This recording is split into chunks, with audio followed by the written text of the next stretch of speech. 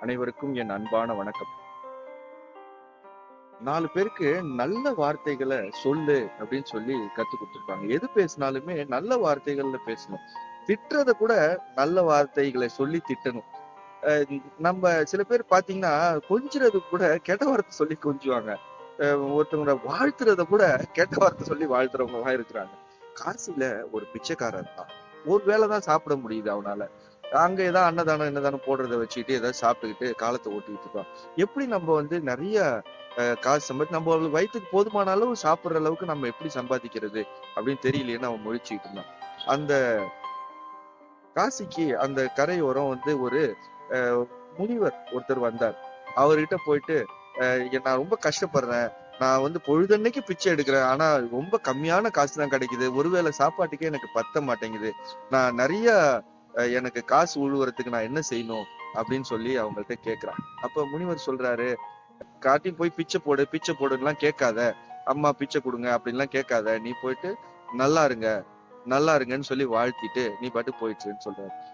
இவன் சொல்ற நல்லா இருங்கன்னு பிச்சை போடுன்னு சொன்னாலே எவனும் போட மாட்டான். நல்லா இருங்கன்னு சொல்லிட்டு போனா என்ன கிடைக்கும் அப்படின்னு சொல்லிட்டு அவன் யோசிச்சு சரி பரவாயில்ல, ரொம்ப பெரிய மகான் முனிவர் அவர் சொல்றாரு, நாம அதே மாதிரி கேட்போம்னு சொல்லிட்டு மறுநாள்ல இருந்து என்ன பண்றான், அஹ் அவன் எதிர்படுற எல்லாரையுமே வந்து நல்லா இருங்க நல்லா இருங்க நல்லா இருங்கன்னு சொல்ல ஆரம்பிக்கிறான். இப்படி ஆரம்பத்துல ஒண்ணும் பெருசா படல.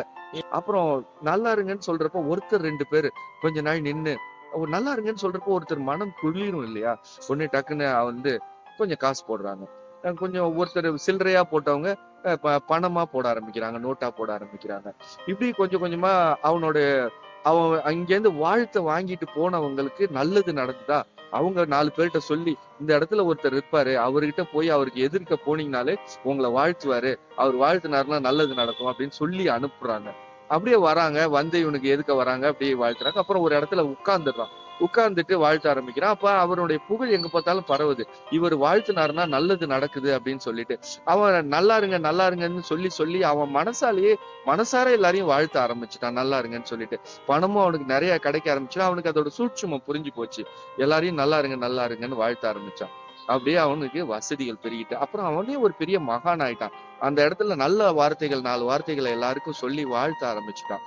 இப்படி ஒரு மனிதனோட வாழ்க்கை, பிச்சைக்காரனா இருந்த ஒரு மனிதனோட வாழ்க்கை நல்லாருங்கிற 2 வார்த்தைகளை சொல்லி பெரிய அளவுக்கு வளர்ந்துட்டான். வாழ்க்கையில நல்ல சொற்களுக்கு என்னைக்குமே மதிப்பு உண்டு. பேசுறதுதான் பேசுவோம், நல்ல வார்த்தைகளை நல்ல வார்த்தைகளை பயன்படுத்தி வாழ்க்கையில மேன்மேலும் எல்லாரும் உயரும். சிந்தித்து செயல்படுங்கள். அனைவருக்கும் வணக்கம். வாழ்க வளமுடன்.